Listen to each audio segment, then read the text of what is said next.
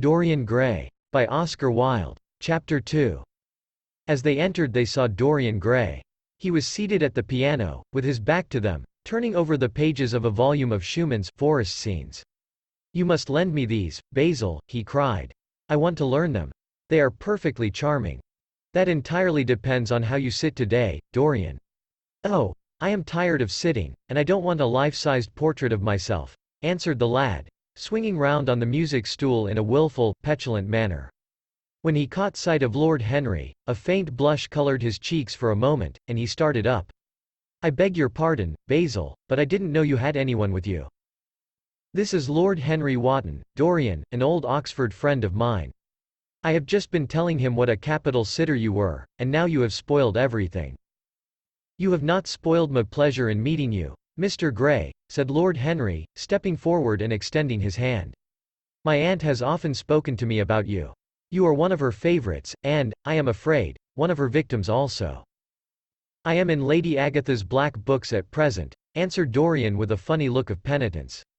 "I promised to go to a club in Whitechapel with her last Tuesday, and I really forgot all about it. We were to have played a duet together, 3 duets, I believe. I don't know what she will say to me. I am far too frightened to call." "Oh, I will make your peace with my aunt. She is quite devoted to you. And I don't think it really matters about your not being there." The audience probably thought it was a duet. When Aunt Agatha sits down to the piano, she makes quite enough noise for 2 people. "That is very horrid to her, and not very nice to me," answered Dorian, laughing. Lord Henry looked at him. Yes, he was certainly wonderfully handsome, with his finely curved scarlet lips, his frank blue eyes, his crisp gold hair. There was something in his face that made one trust him at once. All the candor of youth was there, as well as all youth's passionate purity. One felt that he had kept himself unspotted from the world. No wonder Basil Hallward worshipped him. "You are too charming to go in for philanthropy, Mr. Gray, far too charming." And Lord Henry flung himself down on the divan and opened his cigarette case. The painter had been busy mixing his colours and getting his brushes ready. He was looking worried, and when he heard Lord Henry's last remark, he glanced at him, hesitated for a moment, and then said, "Harry, I want to finish this picture today. Would you think it awfully rude of me if I asked you to go away?" Lord Henry smiled and looked at Dorian Gray. "Am I to go, Mr. Gray?" he asked. "Oh, please don't, Lord Henry. I see that Basil is in one of his sulky moods, and I can't bear him when he sulks. Besides, I want you to tell me why I should not go in for philanthropy." "I don't know that I shall tell you that, Mr. Gray. It is so tedious a subject that one would have to talk seriously about it. But I certainly shall not run away, now that you have asked me to stop. You don't really mind, Basil, do you? You have often told me that you liked your sitters to have someone to chat to." Hallward bit his lip. "If Dorian wishes it, of course you must stay. Dorian's whims are laws to everybody, except himself." Lord Henry took up his hat and gloves. "You are very pressing, Basil, but I am afraid I must go. I have promised to meet a man at the Orleans. Goodbye, Mr. Gray. Come and see me some afternoon in Curzon Street. I am nearly always at home at 5 o'clock. Write to me when you are coming. I should be sorry to miss you." "Basil," cried Dorian Gray, "if Lord Henry Wotton goes, I shall go, too. You never open your lips while you are painting, and it is horribly dull standing on a platform and trying to look pleasant. Ask him to stay. I insist upon it." "Stay, Harry, to oblige Dorian, and to oblige me," said Hallward, gazing intently at his picture. "It is quite true, I never talk when I am working, and never listen either, and it must be dreadfully tedious for my unfortunate sitters. I beg you to stay." "But what about my man at the Orleans?" The painter laughed. "I don't think there will be any difficulty about that. Sit down again, Harry. And now, Dorian, get up on the platform, and don't move about too much, or pay any attention to what Lord Henry says. He has a very bad influence over all his friends, with the single exception of myself." Dorian Gray stepped up on the dais with the air of a young Greek martyr, and made a little moue of discontent to Lord Henry, to whom he had rather taken a fancy. He was so unlike Basil. They made a delightful contrast. And he had such a beautiful voice. After a few moments he said to him, "Have you really a very bad influence, Lord Henry? As bad as Basil says? There is no such thing as a good influence, Mr. Gray. All influence is immoral, immoral from the scientific point of view. Why? Because to influence a person is to give him one's own soul. He does not think his natural thoughts, or burn with his natural passions. His virtues are not real to him. His sins, if there are such things as sins, are borrowed. He becomes an echo of someone else's music, an actor of a part that has not been written for him. The aim of life is self-development. To realize one's nature perfectly, that is what each of us is here for. People are afraid of themselves, nowadays. They have forgotten the highest of all duties, the duty that one owes to oneself. Of course, they are charitable. They feed the hungry and clothe the beggar. But their own souls starve, and are naked. Courage has gone out of our race. Perhaps we never really had it. The terror of society, which is the basis of morals, the terror of God, which is the secret of religion, these are the two things that govern us. And yet, just turn your head a little more to the right, Dorian, like a good boy, said the painter, deep in his work and conscious only that a look had come into the lad's face that he had never seen there before. And yet, continued Lord Henry, in his low, musical voice, and with that graceful wave of the hand that was always so characteristic of him, and that he had even in his Eton days, I believe that if one man were to live out his life fully and completely, were to give form to every feeling, expression to every thought, reality to every dream, I believe that the world would gain such a fresh impulse of joy that we would forget all the maladies of medievalism, and return to the Hellenic ideal, to something finer. Richer than the Hellenic ideal, it may be. But the bravest man amongst us is afraid of himself. The mutilation of the savage has its tragic survival in the self-denial that mars our lives. We are punished for our refusals.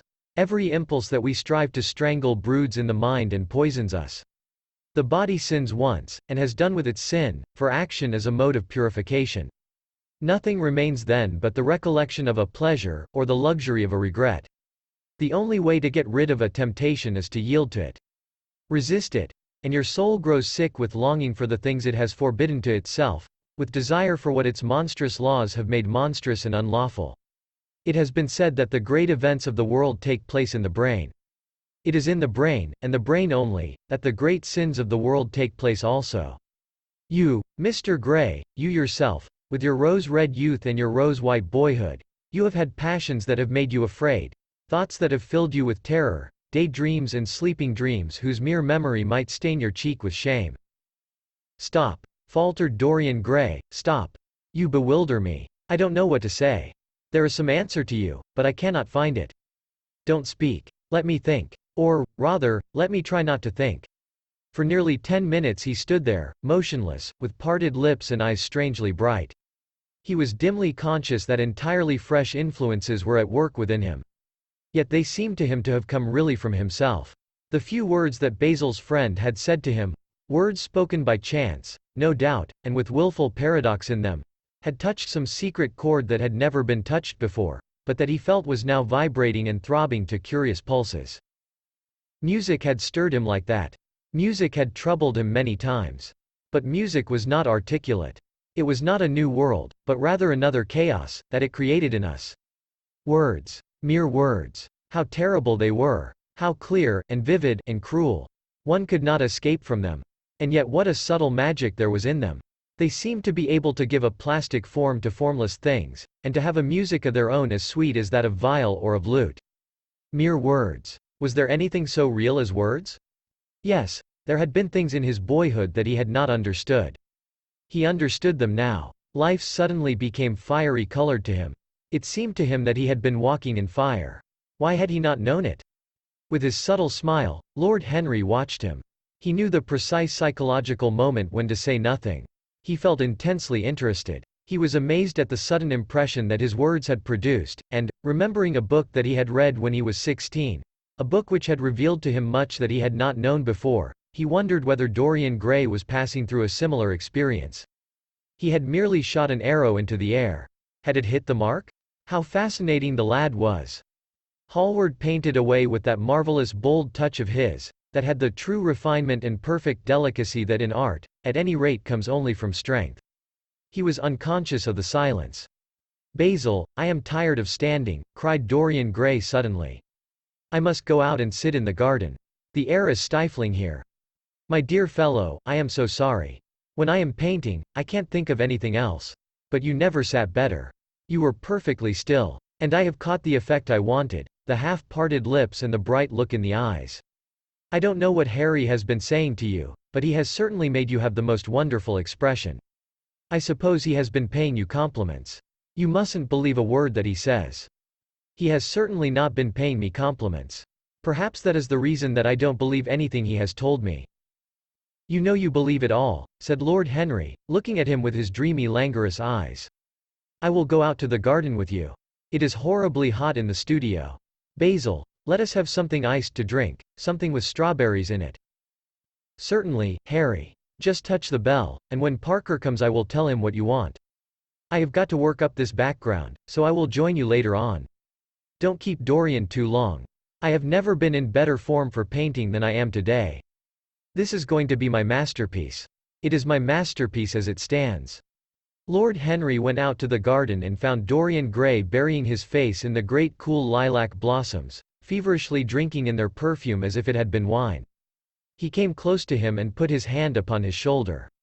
You are quite right to do that, he murmured. Nothing can cure the soul but the senses, just as nothing can cure the senses but the soul. The lad started and drew back.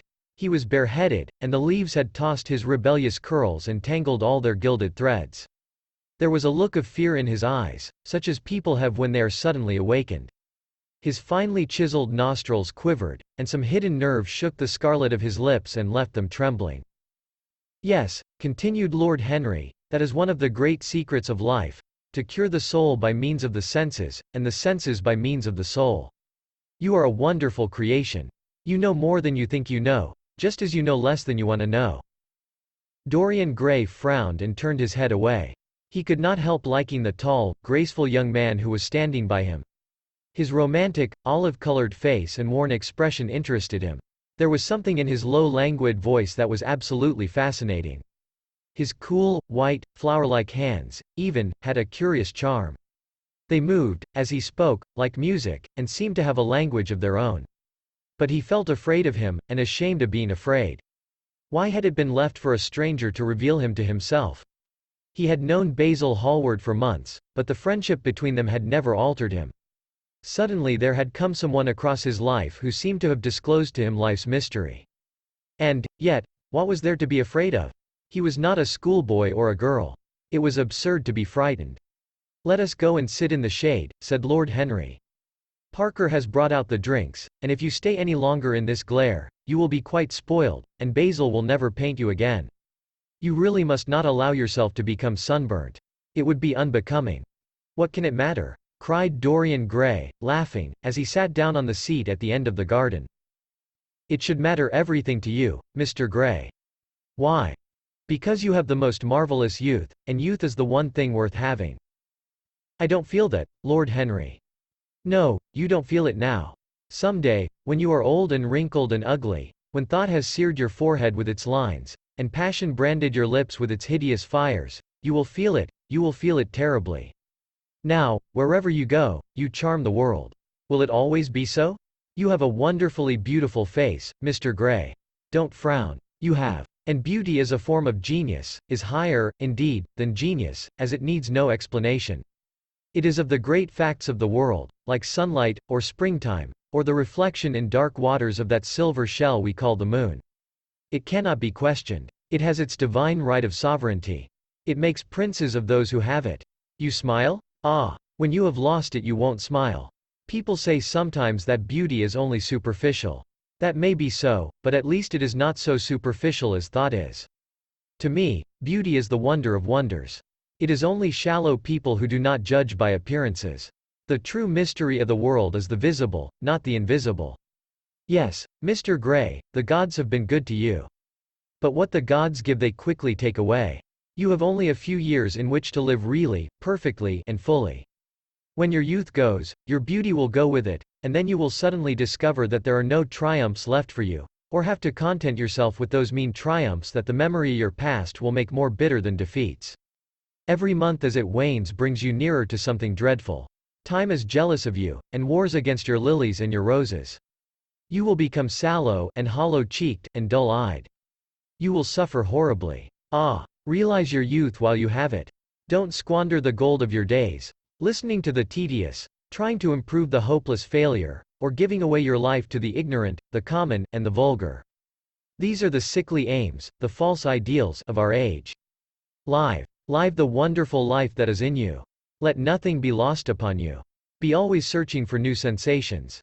Be afraid of nothing. A new hedonism, that is what our century wants. You might be its visible symbol. With your personality there is nothing you could not do. The world belongs to you for a season. The moment I met you I saw that you were quite unconscious of what you really are, of what you really might be. There was so much in you that charmed me that I felt I must tell you something about yourself. I thought how tragic it would be if you were wasted. For there is such a little time that your youth will last, such a little time. The common hill flowers wither, but they blossom again. The laburnum will be as yellow next June as it is now. In a month there will be purple stars on the clematis, and year after year the green night of its leaves will hold its purple stars. But we never get back our youth. The pulse of joy that beats in us at 20 becomes sluggish. Our limbs fail, our senses rot. We degenerate into hideous puppets, haunted by the memory of the passions of which we were too much afraid, and the exquisite temptations that we had not the courage to yield to. Youth. There is absolutely nothing in the world but youth. Dorian Gray listened, open-eyed and wondering. The spray of lilac fell from his hand upon the gravel. A furry bee came and buzzed round it for a moment. Then it began to scramble all over the oval stellated globe of the tiny blossoms.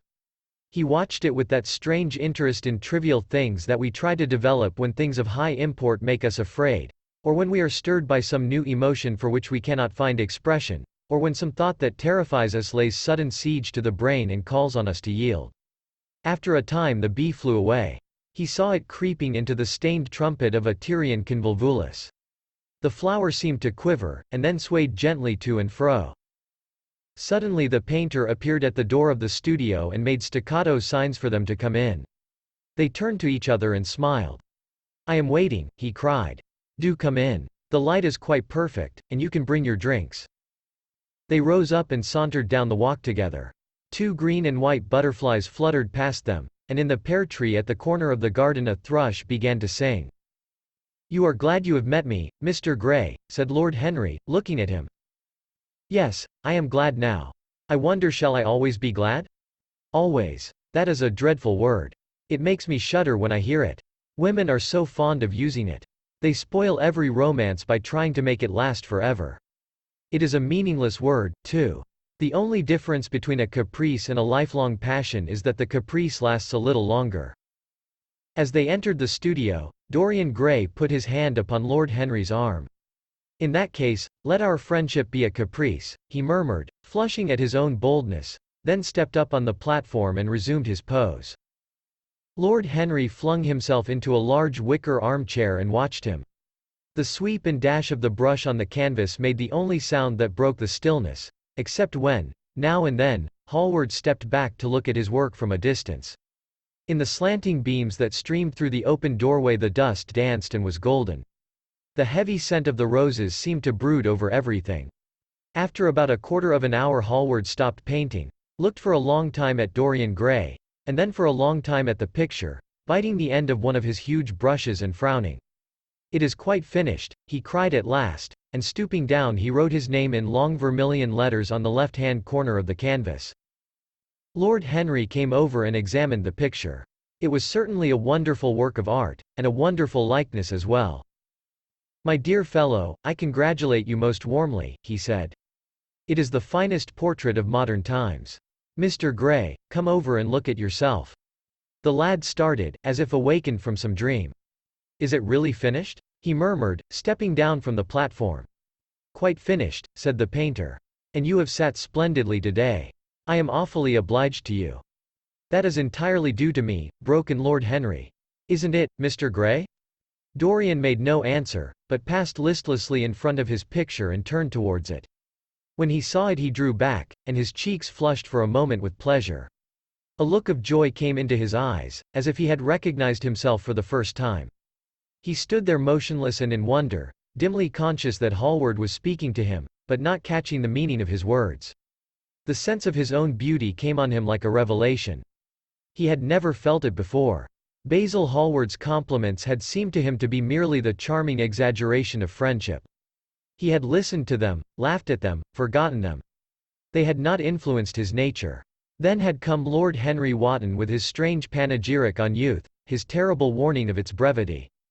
That had stirred him at the time, and now, as he stood gazing at the shadow of his own loveliness, the full reality of the description flashed across him. Yes, there would be a day when his face would be wrinkled and wizen, his eyes dim and colorless, the grace of his figure broken and deformed. The scarlet would pass away from his lips and the gold steal from his hair. The life that was to make his soul would mar his body. He would become dreadful, hideous, and uncouth. As he thought of it, a sharp pang of pain struck through him like a knife and made each delicate fiber of his nature quiver. His eyes deepened into amethyst, and across them came a mist of tears. He felt as if a hand of ice had been laid upon his heart. "Don't you like it?" cried Hallward at last, stung a little by the lad's silence, not understanding what it meant. "Of course he likes it," said Lord Henry. "Who wouldn't like it? It is one of the greatest things in modern art. I will give you anything you like to ask for it. I must have it.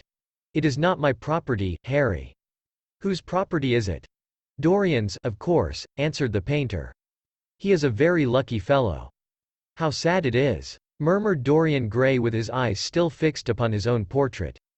"How sad it is. I shall grow old, and horrible, and dreadful. But this picture will remain always young. It will never be older than this particular day of June. If it were only the other way. If it were I who was to be always young, and the picture that was to grow old. For that, I would give everything. Yes, there is nothing in the whole world I would not give. I would give my soul for that." "You would hardly care for such an arrangement, Basil," cried Lord Henry, laughing. "It would be rather hard lines on your work." "I should object very strongly, Harry," said Hallward. Dorian Gray turned and looked at him. "I believe you would, Basil. You like your art better than your friends. I am no more to you than a green bronze figure.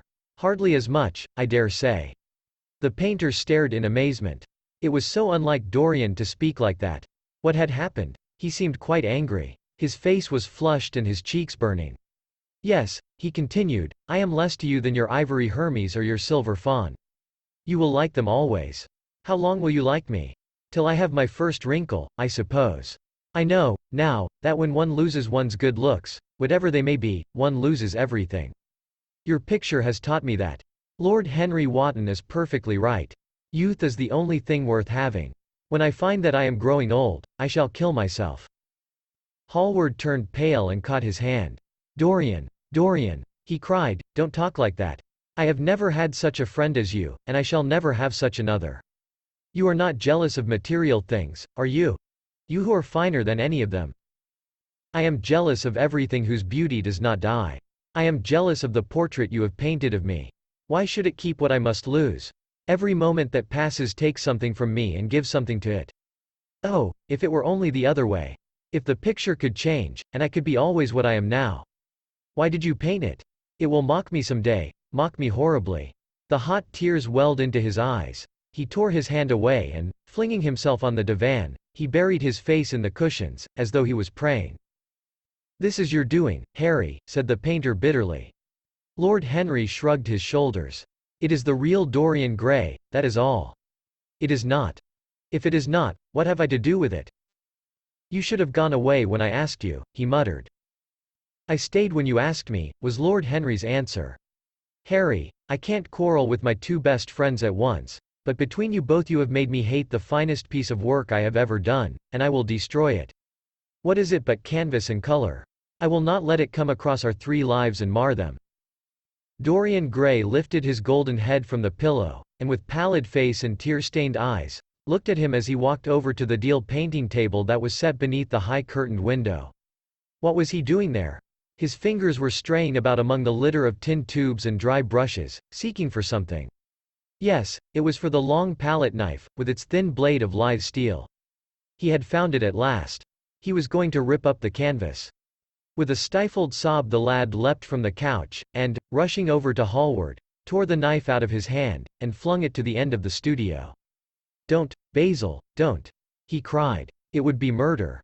"I am glad you appreciate my work at last, Dorian," said the painter coldly when he had recovered from his surprise. "I never thought you would."